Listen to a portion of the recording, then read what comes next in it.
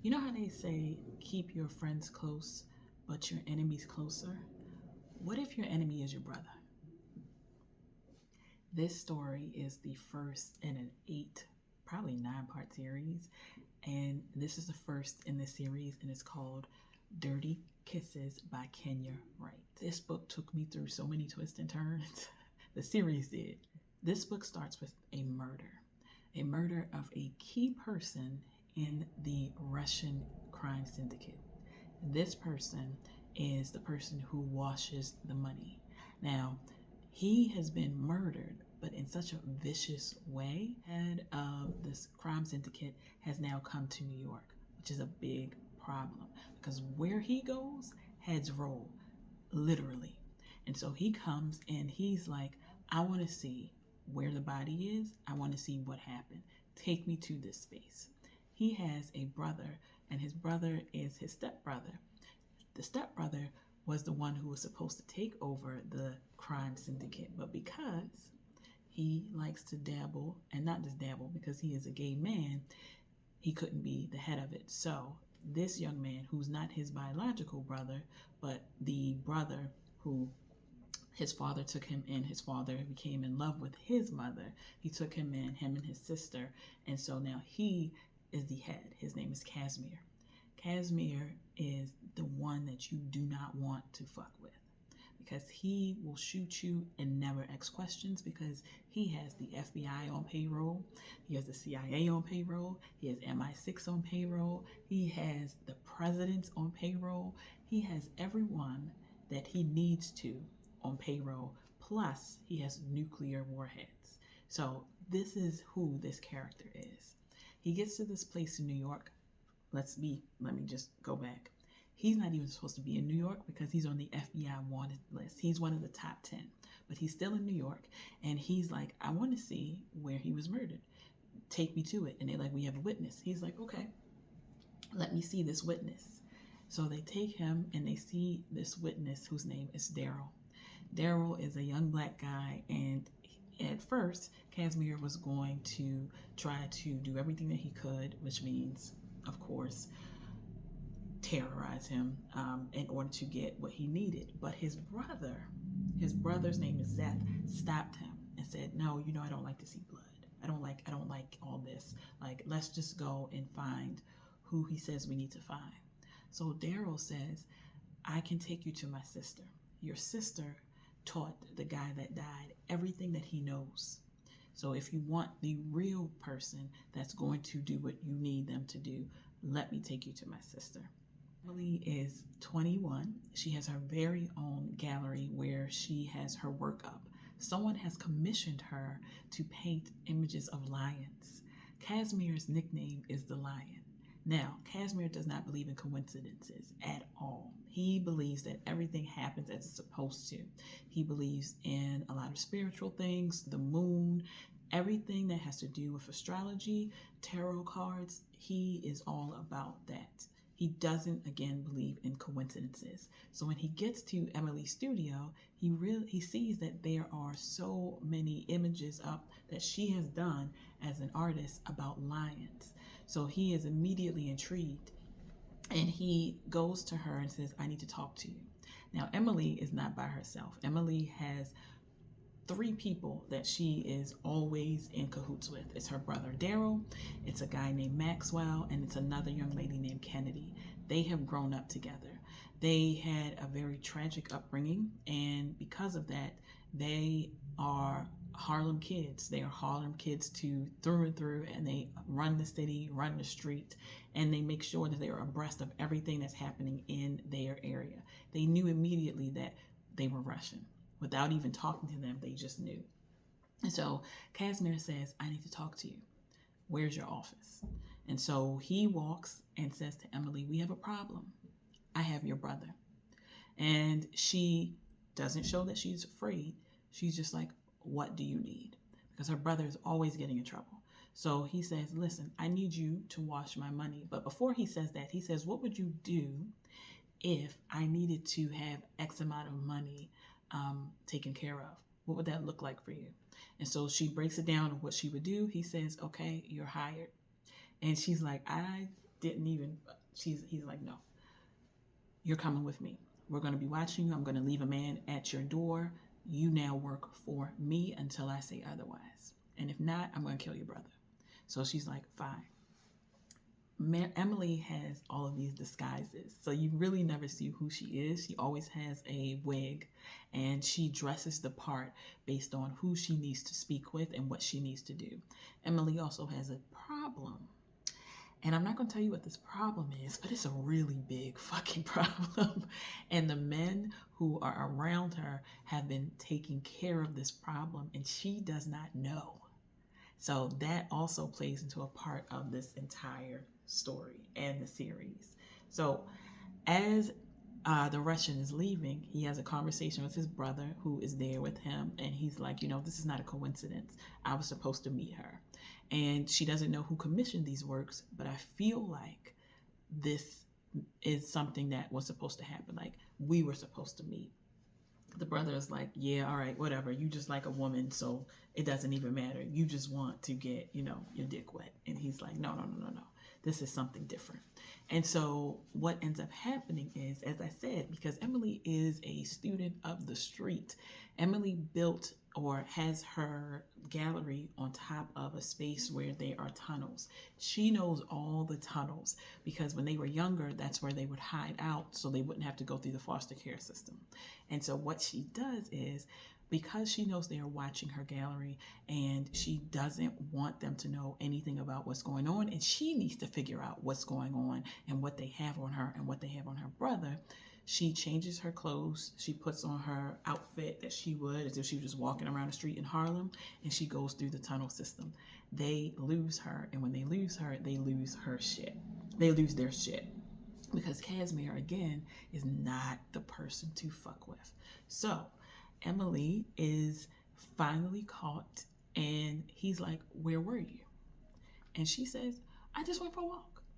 And he's like, well, you couldn't have gone for a walk because my men have gone up and down the street trying to find you. They looked everywhere. We couldn't find you. So where were you? And she's like, I had to take care of some business, but I'm here now. I won't disappear again. And he says, you better not, because I got your brother.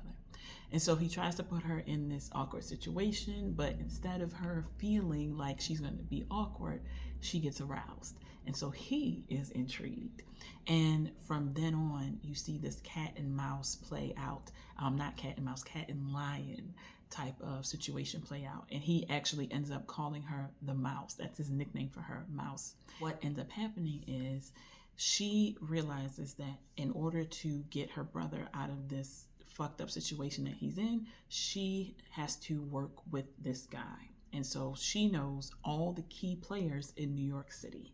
And so she tells him, listen, I can get you what you need, but I need to make sure that I have some things in place so I don't get my ass handed to me, depending on how you feel. And he's like, okay, I'm a reasonable guy. Let me know what you want. Let me know what you need. So they come to a consensus, but it's really not a consensus because he's going to get whatever he wants.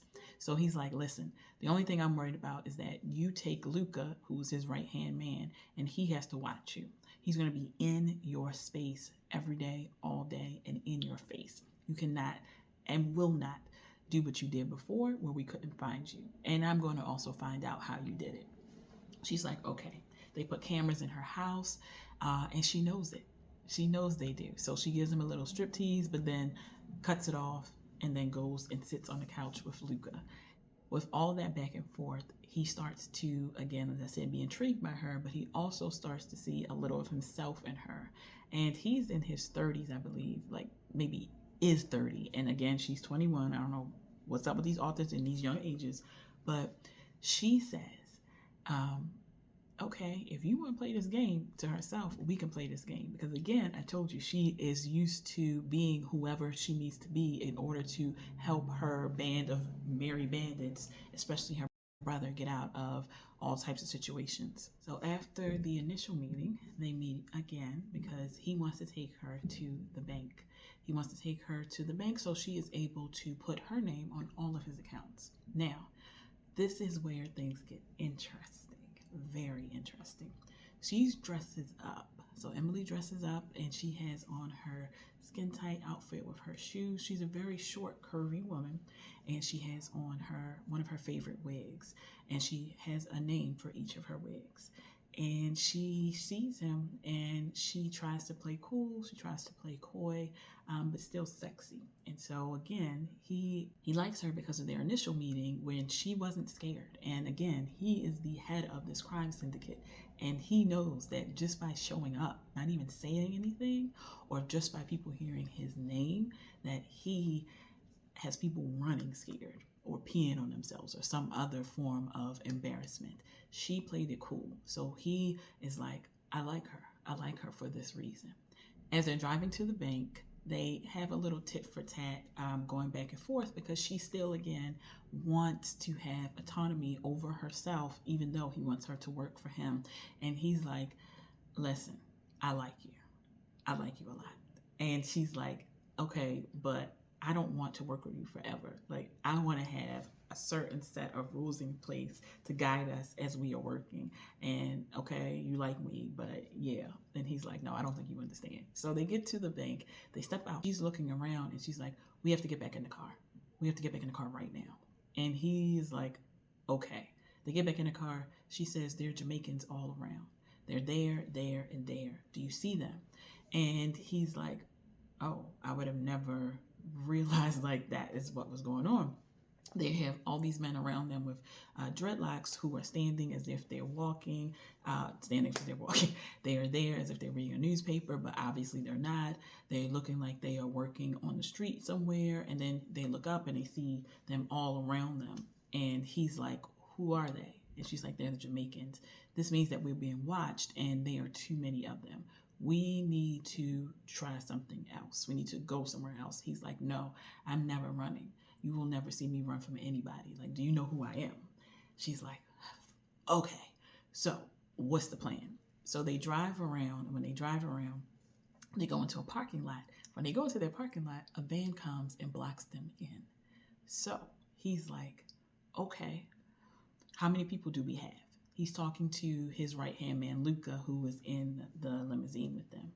And he's like, I can try to get as many as possible here, but it may take some time. But again, this is New York City, so we have people everywhere. So he's like, okay, this is what we're going to do. We're going to go in, but when we go in, I need you, Emily, to act as if you and I are in a relationship. So I want you to hit my chest and look around and just, act like, again, we are in love. Or you are one of my new girls. So she's like, okay. And he's like, and when we get in, we'll come up with a plan to find an exit to get out. And she's like, okay. They get out the limousine. They look around. They play. She's playing coy, like rubbing on his chest, like, oh, you're so funny, blah, blah, blah. And then he says something, and she's like, oh, gosh. And it's, oh, gosh. And they're like, oh, okay. And they get inside, and they realize that the people who are on the security don't look like security at all. And so he tells his guy, Luca, take him out. So take the security out. And then they realize that there's no one in the lobby. Like, everything is silent. No one came down when the shots rang out, when they killed the fake security guards. So they already know there's a problem. She's like, there's probably a bomb in the building. There's probably a bomb in the building because there's no one here. No one made a noise. No one said anything. People would be running if they heard gunshots. We would hear something. So he's like, okay, what do you think we should do? Luca's like, we need to go back out. We need to find. She's like, no, there's no time. We need to go. So she stops. She thinks, she's like, follow me. And he looks at her for a hot second, like, should he trust her? And she's like, listen, I don't want to go out. So I'm saving us because I don't want to go out. Now, when she does this, she didn't want to show them her escape route because, again, she uses the tunnels to get around the city, and she doesn't want them to know exactly how she escaped them the first time. But she doesn't care because, again, she's trying to save her life. So what they do is they all get down into the tunnel. They hear a huge explosion go off, and they fall. He picks her up. And he's like, I'll walk with you. And she's like, I got it. Like, I'm fine. He's like, no, you're not going to walk. I got you. I'm going to pick you up and we're going to walk just get your phone and let's see how we can get out of this place. And he is like, how do you know about this? She was like, I just know. Like, I've used this place my entire life. And you see those smiley faces. Those smiley faces tell me that this is where I need to go and what area I need to go. When they see the smiley faces, he looks at his boy Luca, because the death or the murder of his original washer, his money washer, that person had, what do you call it? Smiley faces carved into their body. Yeah.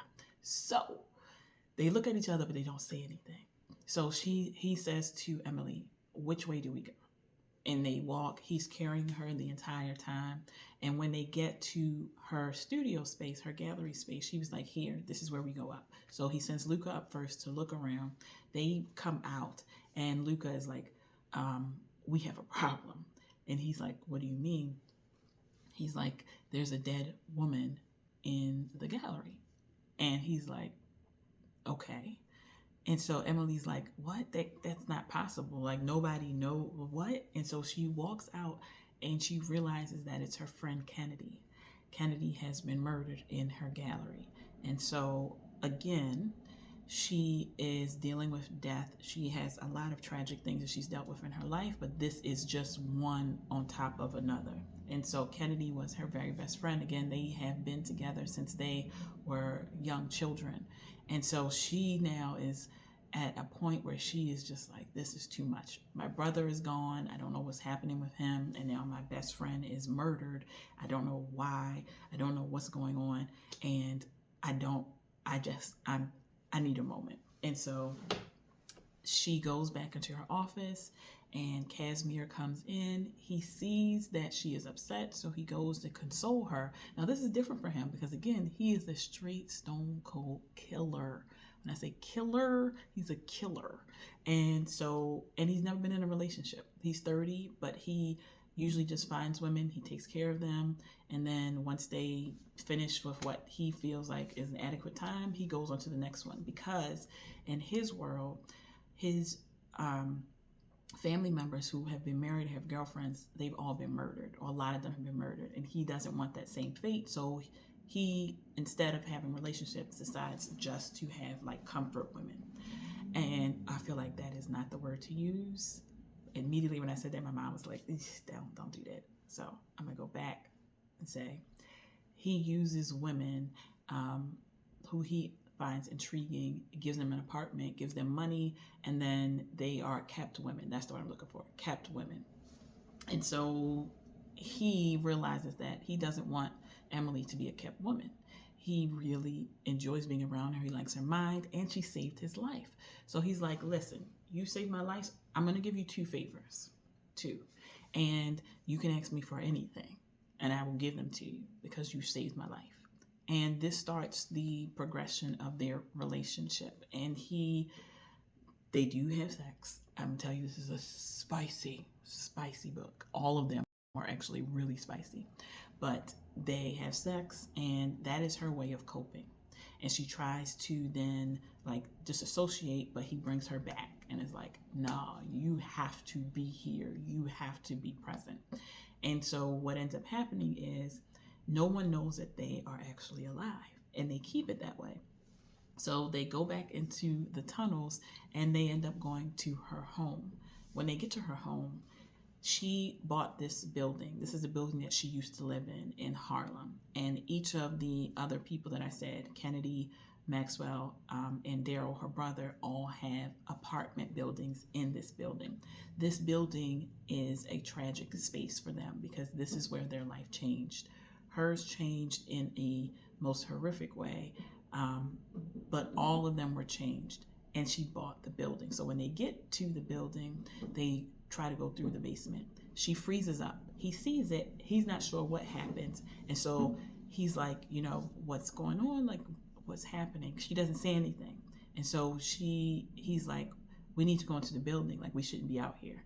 And she gathers up her courage, opens the door, and then rushes in and goes upstairs to her apartment. And she's obviously visibly shaking. So he says to her, what happened? And she's like, you don't get to ask me those questions. Like, you don't. I know we fucked, but you don't get to ask me that. And so Luca is on the couch listening to them. But when she yells, he comes up, has his gun pointed at her, like, the fuck just happened? And he calls off Luca and is like, it's fine, it's fine. So she's like, listen, if we have to lay low, we'll lay low. I'll cook for us. So as she's cooking, he says, what happened? And she starts to explain the story of what has happened in her life and why this building means what it means to her. But as she's talking, she has her hand over the fire, not over the fire, over the steam. And so he pulls her away and she's like, what happened? He's like, you've been standing there. I've been calling your name. And then you started to put your hand over the fire or over the steam. And so I had to pull you away. And he's like, are you okay? And she's like, yeah, like whatever. Yes, whatever. And she has a heart necklace that she wears that she was given by Maxwell and another person named Xavier. What she doesn't know is a GPS inside of it. And Maxwell has been going crazy trying to figure out where she is because he is in love with her but knows he can never be with her. So he just remains as her friend and he stays cleaning up her messes. And that comes into play in the story when you find out what type of messes she's been into. So he says, she can't be dead. She can't be dead. Like, this doesn't make sense. I would feel if she was dead. And he calls her brother, and her brother says, listen, because the Russians let him go. He says, her brother Daryl says, you need to get out of here. Like, you need to leave. She's dead. Nothing can come from it now. You need to pack up all your shit. I have some money for you and you need to get out of New York City. And he's like, what do you mean? And he says, I'm just telling you, you need to leave. I can only give you 24 hours. After that, my hands are tied. And he's like, what are you into? He's like, just get out of here. So Maxwell was like, no, I know she's not dead. I have to find her. This can't be right. And while all of this is going on, she's in her apartment. And then Maxwell realizes and remembers that she has this thing on. So he goes to the guy Xavier and says, I know that you gave her this GPS and I need to find her. He realizes that she is in her home, so he goes to find her. Now, while all this is taking place, she is, again, having that moment where she zoned out when she was telling her story to Kashmir. And so he takes her into her bedroom and is like, hey, how about you take a shower and I'll send Luca out to get food. Like, don't worry about providing food for us. I'll send him out. It'll be fine. Luca's like, what? Nah, like, I'm supposed to protect you. He's like, look at me. I'm good. Go get food. We're fine. While this is taking place, some of the Jamaicans come into the house, into her apartment, and he says to her, like, where's your gun? And she tells him. He gets it, and of course he kills them. And then the same time they're standing trying to figure out, like, where are these people coming from, Maxwell comes and, like, bangs on the door and opens the door, and they are at a standoff because right now he doesn't know who Kashmir is.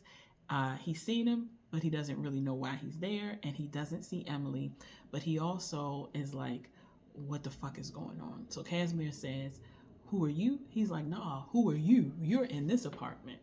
Maxwell was like, you're here. I need to know where Emily is. And so Emily comes out and is like, what's happening? What is going on? And he's like, I thought you were dead. Listen, I talked to Daryl. Something is not right. We need to figure out what the fuck is going on because something doesn't make sense. And your brother is definitely the one who has something to do with this. And so this becomes an international thing because Kashmir calls his sister. His sister was like, oh my God, I thought you were dead. They said you were dead. You're alive. What is happening? He's like, listen, I need you to gas up the jet and come to see me. You need to come here now. His sister was in Canada and she's like, I'm already here in New York. I came to see your stepbrother, our stepbrother, Zeth, because he said he was with you previously and he was doing a dinner in your honor. So he's like, oh, really? And he's like, yes. He's like, okay, go to the dinner, act like, you are hurts because I'm dead, but don't say anything because I don't know who to trust. And she's like, okay, no problem, but I'm gonna come to you and I'll provide everything you need so that way when we get to where we need to go, um, you got me. Like you're fine. Everything I got, you got. And he's like, that's good. So don't say anything because again, I don't know who to trust.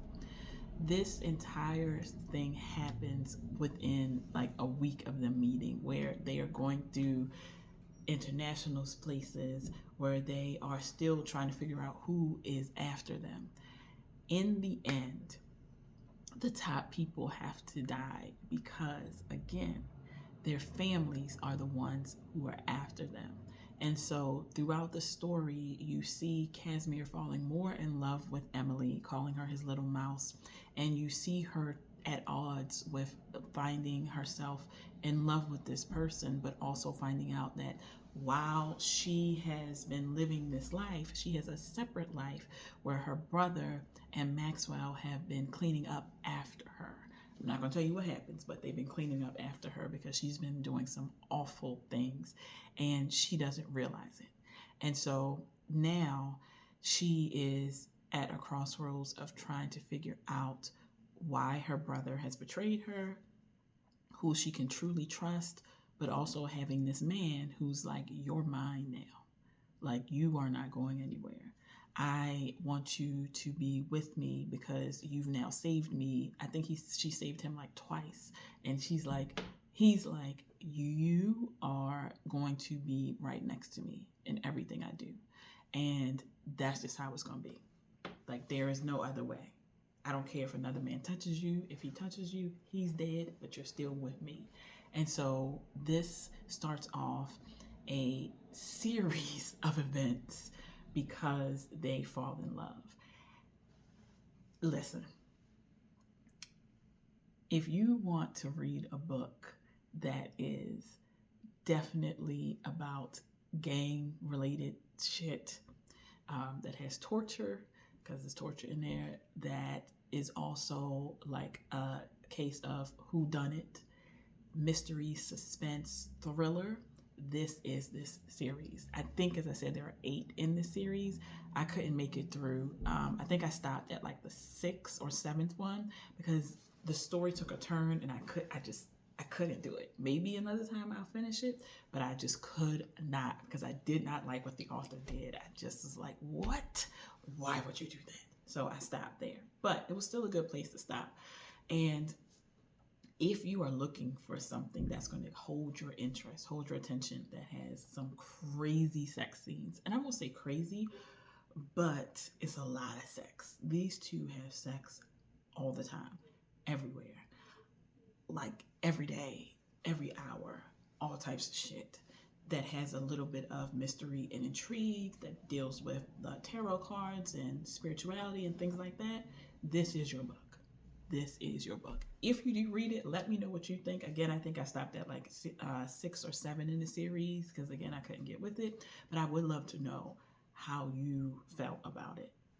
Please let me know. And if you do happen to read like the entire series, let me know what happens, please. Because I don't want to do it. I just don't want to do it. And I don't want to skip because I don't know where or if I'm going to miss information. So just let a sister know.